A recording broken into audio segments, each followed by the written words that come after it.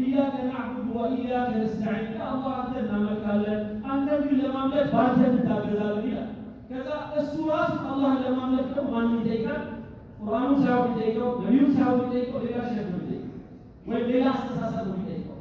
ስለዚህ በአንተ ታገዛለሁ ካል በጉልበትም በእውቀትም ማለት በአንተ ታገዛለሁ በዒባዳዎች ላይ ነው። ይሄ ነው ሶስት ከቁርአኑ ጋር በተያያዘ ስራ ይጠይቃል። ከዛ ውስጥ ዛሬ የምንነጋገርበት ዋናው ሶስተኛው በዚህ በረመዳን ትልቅ ቦታ ሊሰጠው የሚገባው ጉዳይ ሰደቃ። አላህ ቁርአን ላይ ይህን ሁሉ ከጠቀሰ በኋላ ሻህሩ ረመዳን አለዚ ኡንዚለ ፊሂ ልቁርአን ሁደን ሊናስ ወበይናት ሚነል ሁዳ ወልፉርቃን ፈመን ሸሂደ ሚንኩም ሸህረ ፈልየሱም ምናምን ካለ በኋላ ጾም ከጠቀሰ በኋላ ቀጥሎ የሚጠቅሰው ጉዳይ ምንድን ነው? ሰደቃ ነው።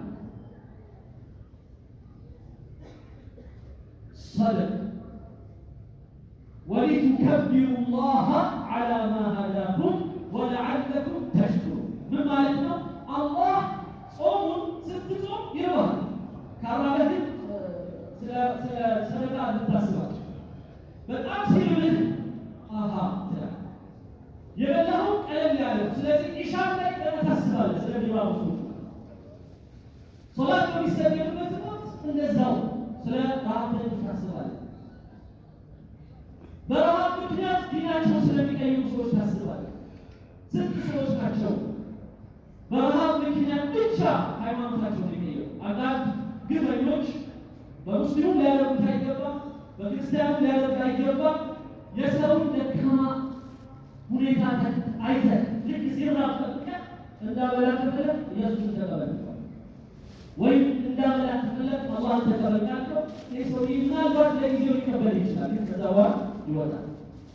አንድ ማስታወሰው ነገር አለ። ስልጤ አካባቢ የሆነ ችግር ተፈጠረና ሰብስበው በኢየሱስ ጠመቋቸውና ክርስትና ውስጥ አስገቡና ብዙ ዱቄት ሰጧቸው። ከዛ በኋላ ሰብስበው እንግዲህ ብዙ ነገር አድርገንላችኋል፣ ኢየሱስን ተቀብላችኋል፣ ከዚህ በኋላ ስምናደርግላችሁ ሲሉ ሀጅ ውሰዱ አሉ። እነሱ እስልምና ውስጥ ናቸው። ስለዚህ የውሸት ሙስሊም መሰብሰብ አይደለም የምንፈልገው እኛ፣ የውሸት ክርስቲያንም አይደለም ሊሰበስቡ የሚገባው አምኖበት በትክክል አውቆ ከይለይ ምንድን ነው የሚለው አላህ ሱብሓነሁ ወተዓላ ፈልዩእሚን ወመን ሻአ ፈልየክፉር ሊፈልግ ይካል አላህ ወማ አንተ ዐለይሂም ቢሙሰይጢር አንተ ማንም ላይ ተቆጣጣሪ አይደለህም። ወማ አንተ ዐለይሂም ቢጀባር ፈዘኪር ቢልቁርአን መን የኻፉ ወዒድ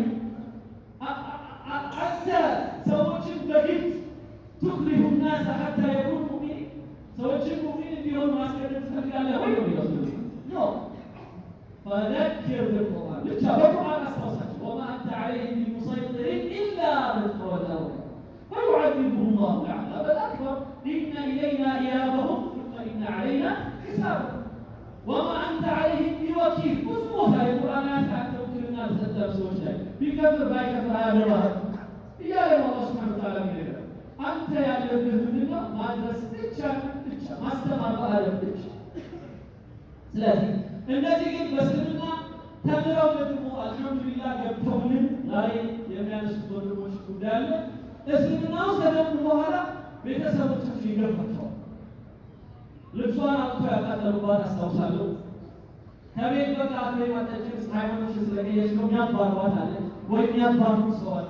ስለዚህ እነዚህ አይነት ሰዎች የት ሂዱ ሲባል የእኛ ሰደቃ እዚህ ቦታ ይሆናል። ለእኛ ሰደቃ እነዚህ አይነት ሰዎችን ሊያሰባስብ ይገባል። እዚህ ጋር ወንድሞች መጥተዋል። የዚህ አይነት ድርጅት አቋቁመን እነዚህ እስልምና ውስጥ ከገቡ በኋላ ችግር የሚገጥማቸውን ሰዎች ሰብሰብ አድርገን መጠለያ የሚበሉት ነገር ትምህርት የመሳሰሉት የምንሰጥበት ድርጅት አቋቁመናል ብለዋል። አላህ ይርዳቸው፣ አላህ ይርዳኛ፣ ይርዳቸው። ወረቀት ሁላችንም ተሰጥቷል ኢንሻአላህ። ስለዚህ ረመዳን ላይ ከምናስብበት ጉዳይ ሰደቃ ወሊቱከቢሩ ላህ ዐላ ማ ሀዳኩም አላህ በሰጣችሁ ኒዕማ አላህን እንድታስቡት ነው ረመዳን የተፈለገው። ያ ግን መቼ ነው የሚሆነው ሲባል ጾም የእውነት ጾም ስትጾም በደንብ ሲርድህ አንጀትህ ነፍ ሲል ያኔ ልክ እንዲህ አይነት ችግር ውስጥ ወይም የጾም ስቃይ ውስጥ የሚኖሩ ዘላለም አሉ ብለን እንድናስብ። ሌላው የመጨረሻው ከረመዳን በጣም ሀሳብ ልንሰጥበት የሚገባው ሶላትና ዱዓ ነው። ወኢዛ ሰአለከ ዒባዲ ዐኒ ፈኢኒ ቀሪቡን ኡጂቡ ደዕወተ ዳዒ ኢዛ ደዓን ፈሊየስተጂቡ ሊ ያለ አላህ ምን ማለት ነው? ሶላት ተራዊሕ፣ ሶላት ተሀጁድ፣ ሶላት ዙሁር፣ ዐስር አንዳንዱ ዙሁር አይሰግድም፣ ዐስር አይሰግድምና ተራዊሕ ይላል።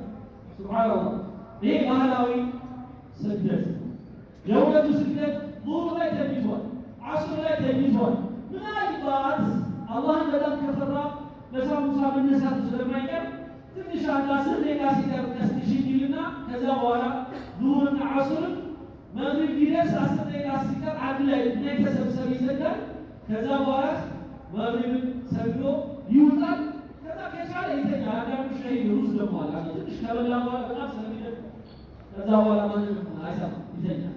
በዛው እጁን ሳይታጠብ ይተኛል። ይሄ በጣም አስቸጋሪ የሆነ የረመዳን ህይወታችን ይሄ ያልተስተካከለ። ስለዚህ አሁን ረመዳን ሾርባ ትስሩ በተቻለ መጠን ወይም ሌላ ዝም ብሎ ሾርባ ስሩ። ሾርባው በስጋ ይሁን በእንቁላል እያላችሁ አትጨነቁ እባካችሁ። ከዛ በኋላ ስታይነት ወጥ ነው በላው ብላችሁ አትደርድሩ እባካችሁ። ይሄ አያስፈልግም። ከዛ እያለ ለሳሙሳ ለምናምን እንደው በሽታ ነው የሚያመጣብህ፣ ዘይት ነው ኮሌስትሮል ነው የሚያመጣብህ፣ ስኳር በሽታ በስኳር ስኳር በሽታ ነው የሚያመጣብህ፣ ውፍረት ነው የሚያመጣብህ። ስለዚህ ይሄ ነገር ሰብሰብ ማለት ጤነኛ ነው ቢያንስ ለራስህ። ስለዚህ በረመዳን ይሄ የምናወጣውን ገንዘብ እስኪ ለዚህ አሁን ለተባለው አይነቱ ለሰደቃ ለመሳሰሉት እናውጣው። የመጨረሻ የምጠቅሰው ነገር አላህ ቁርአን ላይ እዚሁ ያመላከተው ኡሒለ ለኩም ለይለተ ሲያም ብሎ ረፈት ምን ማለት ነው? ከሚስትና ባልና ሚስት ግንኙነታቸው ጥሩ እንዲሆን ረመዳን ይፈልጋል።